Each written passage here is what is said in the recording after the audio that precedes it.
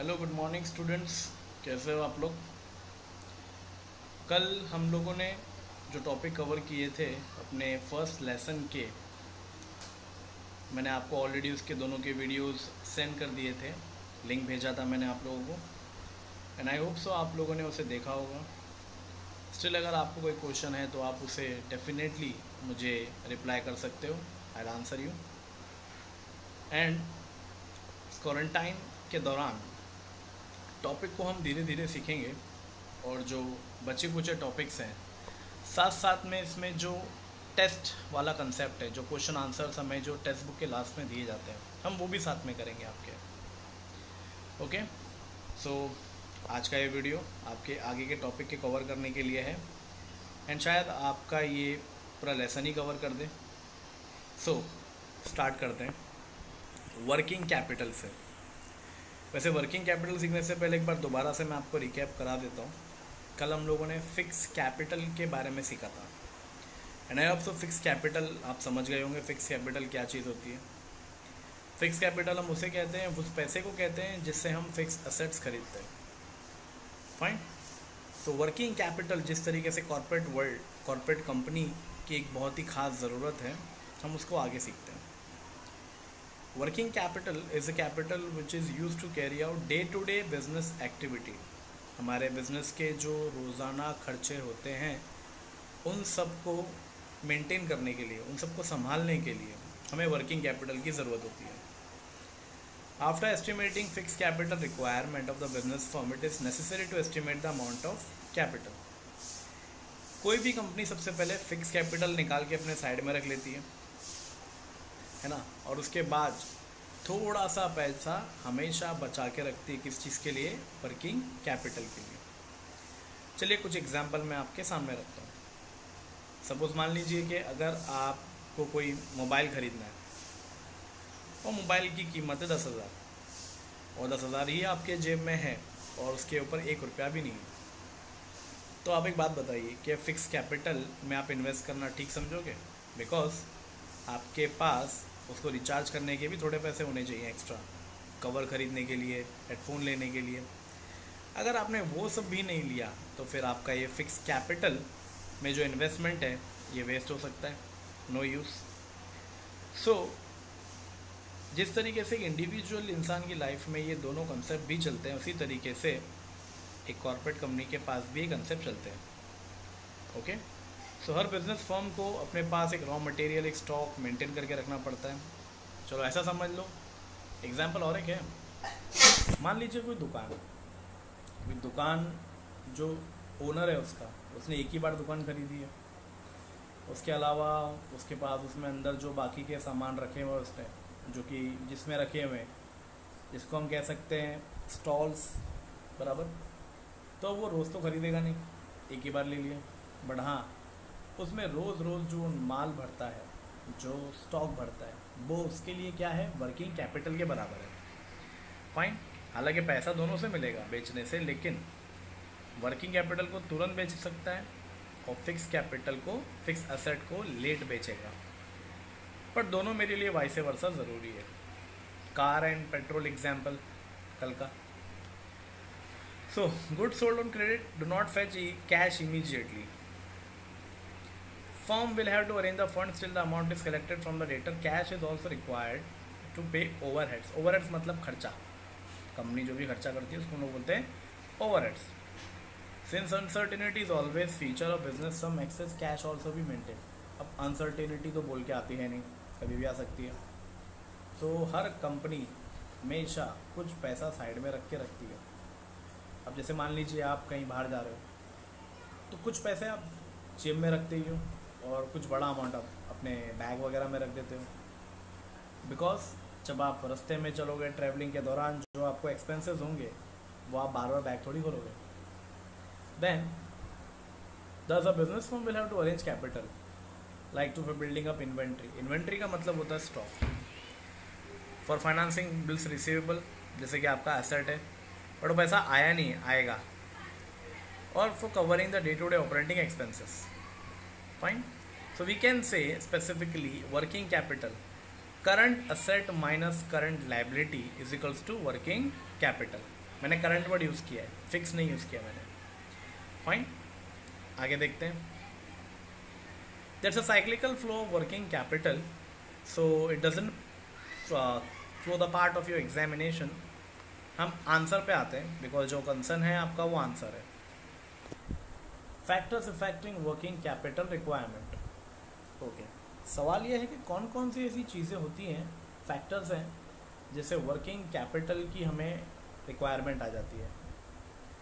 There is no precise standard to measure working capital adequacy. Management has to determine the size of working capital in the light of certain aspect of business firm and economic environment within which the firm operates. The first point, nature of business.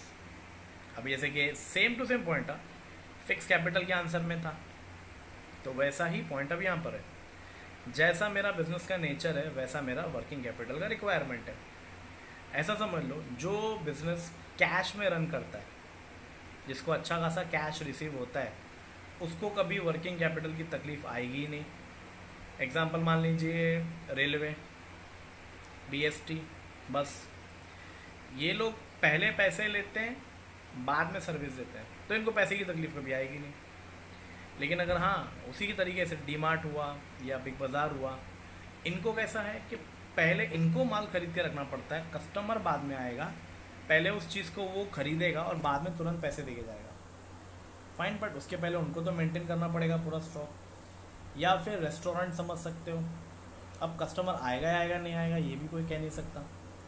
So it is completely defined that जिस business में पहले पैसे मिलते हैं service देने से पहले, उनको कभी वर्किंग कैपिटल की तकलीफ नहीं आती है, और जिनको बाद में पैसे मिलने वाले होते हैं उनके लिए थोड़ी मुश्किलात होती है। So daily consumption would need relatively less working capital as compare to constant sufficient cash inflow to the firm take care of liability. जिस फर्म में, जिस किसी कंपनी में इनफ्लो बराबर होता है ऑन टाइम, उनको कभी ये वर्किंग कैपिटल की तकलीफ नहीं आ सकती।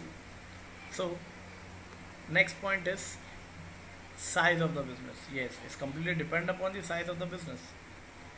The size of the business also affect the requirement of working capital. A firm with large scale operation will require more working capital. अब जितना बड़ा फर्म होगा, जितना बड़ा ऑपरेशन होता होगा वहाँ पे, उतना ही ज़्यादा उन्हें क्या रखना पड़ता रहेगा, वर्किंग कैपिटल, क्योंकि कस्टमर्स तो बाद में आएंगे, उनको पहले मेंटेन करके रखना पड़ेगा पूरा stock. Then it's a volume of sales. Sales कितना होता है, this is the most important factor affecting size of the working capital. The volume of sales and size of the working capital are directly related with each other, and if the volume of sales increase there is an increase in the amount of working capital. So the next point is volume of sales. This is the most important factors affecting size of the working capital. The volume of sales and size of the working capital are directly related with each other. If the volume of sales increase, then there is an increase in the amount of working capital and vice versa. अब इसको हम ऐसा समझ सकते हैं कि अगर मान लीजिए कि किसी भी टाइप के बिजनेस में सेल्स बहुत ज़्यादा हो रहा है, अब अगर ज़्यादा सेल्स हो रहा है तो उनको उतनी रॉ मटेरियल के साथ साथ होने के लिए उनका प्रोडक्शन भी इतना तैयार करना पड़ेगा। अब अगर वो सब अगर तैयार है तो उनका सेल्स बरकरार रहेगा, बट इन सब को मैनेज करने के लिए वर्किंग कैपिटल का होना काफ़ी ज़रूरी है। अब ऐसा समझ लीजिए जैसे कि मान लो मैकडोनल्ड है या डोमिनोज है, अब अगर वहाँ पे बहुत लाइन लग रही है, कोई भी कस्टमर्स जा रहे हैं एंड उनके पास उतने एम्प्लॉय नहीं है और वो मशीन भी नहीं है जिसमें वो लोग बनाते हैं बर्गर और पिज़्ज़ा। अब कस्टमर रोज़ रोज़ आके तो खड़ा नहीं होगा, इतना लाइन ज़्यादा लगा के रखेगा तो। सो अब सोचना किसको चाहिए, मैकडी और डोमिनोज वाले को, कि उन्हें फटाफट क्या इंस्टॉलेशन कराना, नई machine. Fine, but before that साथ साथ में जो थोड़े बहुत खर्चे होते हैं वो भी उनको ऐड करने पड़ेंगे, उनका लाइट बिल वगैरह ये सब चीज़ें, तो ये सब आता है तो उनके वॉल्यूम ऑफ सेल्स के लिए। सो इनडायरेक्टली वी कैन से कि अगर मेरा सेल्स बढ़ रहा है तो मुझे मेरा वर्किंग कैपिटल भी बढ़ाना पड़ेगा, या फिर समझो मुझे कोई रेंट पे गाला लेना पड़ जाए बगल में, ये भी हो सकता है। प्रोडक्शन साइकिल मेरा चौथा पॉइंट। प्रोडक्शन साइकिल में ये सिखाता है कि अगर समझो कोई चीज़ रॉ मटेरियल से फिनिश प्रोडक्ट बनने में अगर जल्दी बन जाता है तुरंत, तो उसको बेचकर तुरंत वो कैश भी कमा लेगा, तो वर्किंग कैपिटल की प्रॉब्लम ही नहीं है, जैसे कि वड़ा पाव, बर्गर, पिज़्ज़ा। लेकिन हाँ, कोई अगर कोई ये कहता है कि मुझे कार चाहिए अलग से डिज़ाइन करके, या फिर कोई सोफ़ा सेट वगैरह को डिज़ाइन करके, तो वो एक दिन में नहीं बनेगा, इट टेक्स अ टाइम। तो जितना ज़्यादा वक्त लगेगा प्रोडक्शन साइकिल में, पैसे भी उतने लेट मिलेंगे, और जितना लेट मिलेगा लेकिन बनाने वाले को तो पूरे खर्चे मेंटेन करने ही पड़ेंगे ना अपनी कंपनी के, अपने एम्प्लॉयज़ की सैलरी वगैरह ये सब उसे देनी पड़ेगी। तो प्रोडक्शन साइकिल भी डिपेंड करता है। अगर मैन्युफैक्चरिंग बहुत ही शॉर्ट है तो वर्किंग कैपिटल भी कम लगेगा। बिजनेस साइकिल, अगर हमारा बिजनेस गुजर रहा है इन्फ्लेशन के दौर से, बहुत ही इकोनॉमी बूम लेवल पे चल रही है, लोगों के पास काफ़ी पैसा है, सबके पास जॉब है, हर कोई खर्चा कर सकता है, तो जो चीज़ें शायद 100 रुपये की मिलती होंगी वो मिलेंगी 200 या 300 में, लोग फिर भी उसे खरीद लेंगे। एंड बुरा वक्त आ गया, मंदी का दौर, ड्यूरिंग रिसेशन, तो फिर लोग उसे नहीं खरीद पाएंगे। तो फिर उस वक्त पे वर्किंग कैपिटल के लिए भी तकलीफ हो जाएगी, क्योंकि लोग खरीदेंगे नहीं। फाइन, ये क्या इशू है? Terms of purchase and sale, हाँ, ये होती है टर्म्स मतलब शर्तें। मान लीजिए कि अगर ख़रीदते या बेचते वक्त अगर कोई फर्म बहुत ही ज़्यादा उधार देती है, जो उधार देगा बहुत ज़्यादा, तो उसको वर्किंग कैपिटल मेंटेन करना भी थोड़ा भारी पड़ सकता है। बट हाँ, जो कोई तुरंत सेल करके तुरंत कैश कमाता है उसको कोई फ़र्क नहीं पड़ेगा। So it depends. बेसिकली सब बिजनेसमैन लोगों को उधार वगैरह तो देना ही पड़ता है, बट परचेज एंड सेल के टाइम पे अगर कोई इस तरीके से टाइम पीरियड बढ़ा के देता है, तो फिर उसके लिए खुद को वर्किंग कैपिटल मेंटेन करना भारी पड़ जाएगा। Then credit control, yes, basically हम इसको भी वही पॉइंट से कनेक्ट कर सकते हैं जो अभी लास्ट पॉइंट में था। अगर कंपनी बहुत ही लिबरल है, बहुत ही जल्दी किसी को भी क्रेडिट पे आराम से चीज़ें प्रोवाइड कर सकती है, तो फिर उस कंपनी के लिए वर्किंग कैपिटल को रखना काफ़ी मुश्किल हो सकता है। Growth and expansion, the working capital requirement of firm will increase with growth of firm. A growing company needs fund continuously to support large scale operation. अगर कंपनी को ग्रो करना है, फ्यूचर में बहुत ही आगे बढ़ना है, एक्सपांशन करना है, तो उस कंपनी को अपने वर्किंग कैपिटल को आज से ही मेंटेन करना देखना पड़ेगा। Then 9th point is management ability. Yes, management किस प्रकार का है? अगर मैनेजमेंट बहुत ही एग्रेसिव है अपने काम को लेके, बहुत ही ज़्यादा डेडिकेटेड है, बहुत ही उनको अच्छा करना है, तो फिर उस टाइप की कंपनी को खर्चे तो करने पड़ेंगे, क्योंकि वो नए नए विचार लेकर आएंगे।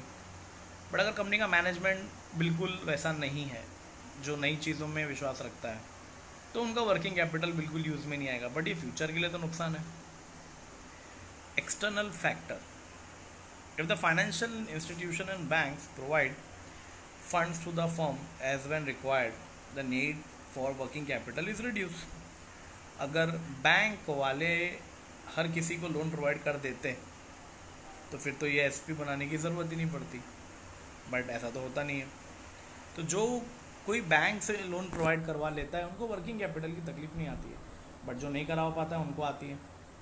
सो it's totally depend upon that external factor also been responsible for the working capital requirement.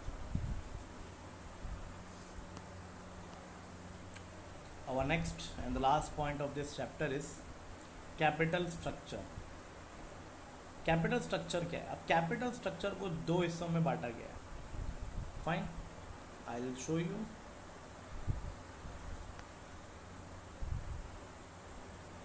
Wait a moment.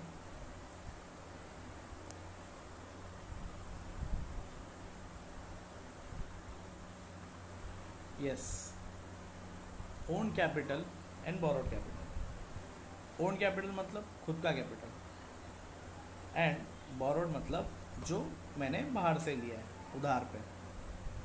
अब ओन कैपिटल में क्या क्या चीज़ें आती हैं? इक्विटी शेयर कैपिटल आता है, प्रेफरेंस शेयर कैपिटल आता है, रिजर्व एंड सरप्लस आता है। अब अगर आपसे कोई पूछे इक्विटी शेयर कैपिटल का मतलब क्या है, तो कह सकते हैं जो पैसा कंपनी ने इक्विटी शेयर बेच के कमाया है उसको हम कहेंगे इक्विटी शेयर कैपिटल। प्रेफरेंस के लिए भी सेम लाइन यूज़ कर सकते हैं। रिजर्व एंड सरप्लस जो कंपनी ने बचा के रखा है जनरल रिजर्व में, और दूसरी तरफ जो बोरोड कैपिटल है उसको हम कह सकते हैं डिबेंचर, लोन, इन सब चीज़ों को मिलाकर दोनों कॉम्बिनेशन होकर ये कैपिटल स्ट्रक्चर का टर्म तैयार हुआ।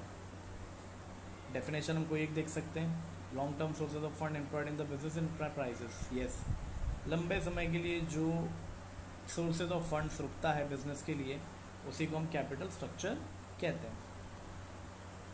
As I said, components of capital structure, parts of capital structure we can say. So, equity share capital जैसे मैंने अभी कहा, जो कंपनी ने इक्विटी शेयर लोगों में इशू किए उसके बदले में जो पैसे मिले, that capital is called as a equity share capital. It is a basic source of financing activity of business. Equity shares are share which get dividend. मैंने आपको पहले भी कहा, शेयर्स की जब बात आए शेयर्स तो आप क्या कहोगे, डिविडेंड मिलता है। वैसे आपसे कभी भी अगर कोई क्वेश्चन करे there are how many types of share in the market, तो आप कहोगे दो, पहला इक्विटी, दूसरा preference. And then they own the company. Yes, share holder are the owner of the company, that's why उसे हमने कहा ओन।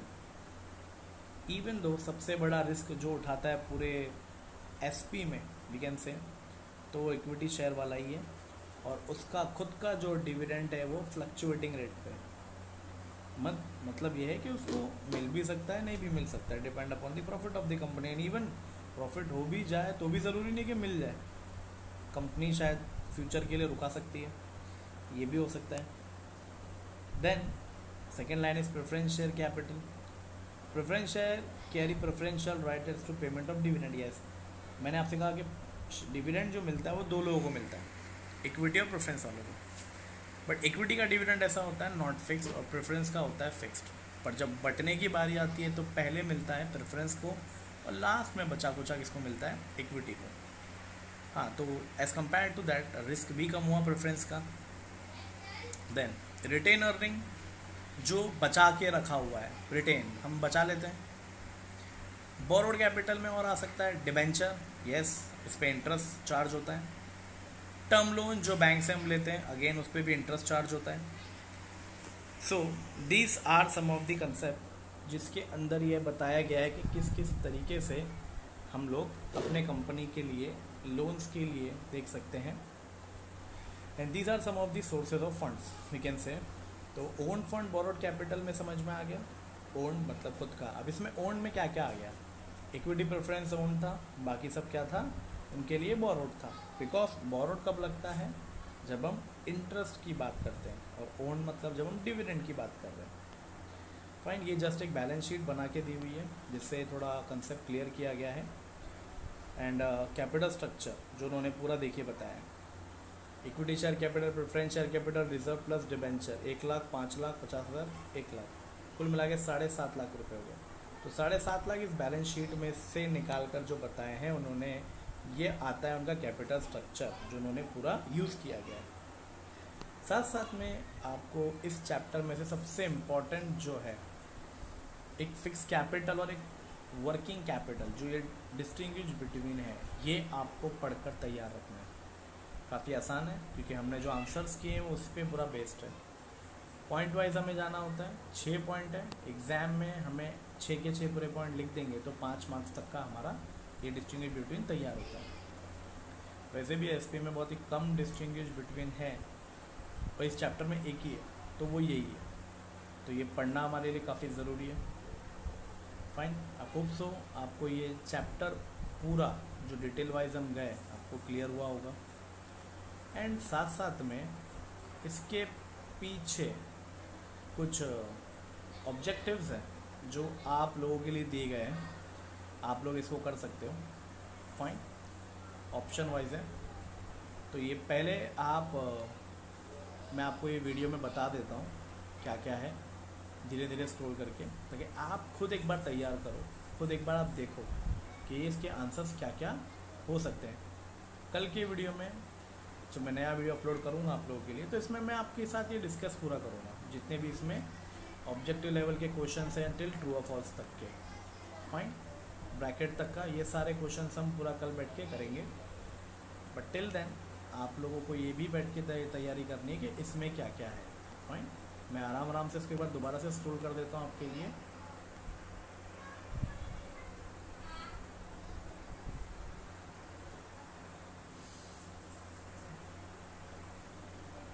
तो स्टूडेंट्स, आई होप सो आप लोगों को ये वीडियो सब पसंद आया होगा। आपने लाइक भी किया है, आपने शेयर भी किया है, सब्सक्राइब भी किया है, और मुझे बहुत काफ़ी खुशी हुई कि आप लोगों को ये टॉपिक समझने के साथ साथ इस लॉकडाउन के दौरान आप इसे पसंद कर रहे हो। मैं आप लोगों के लिए और भी दूसरे सब्जेक्ट के साथ वीडियो बनाऊँगा, इकोनॉमिक्स के साथ साथ भी आऊँगा मैं। And don't worry guys, I am there for you till the lockdown. और उसके बाद भी मैं आपको तो वैसे ऑफलाइन पढ़ाने वाला हूँ, क्लियर है। और अगर आपको फिर भी कोई क्वेश्चन हो तो आप बिल्कुल मुझे बताइए, आप लोगों के लिए ही वीडियो बना रहा हूँ। एंड कोई क्वेश्चन हो बिल्कुल आप बिंदास पूछ सकते हो व्हाट्सएप करके, आप तो ऑलरेडी कनेक्टेड ही हो मुझसे। So till then, stay tune for the next lecture, stay safe, stay at home.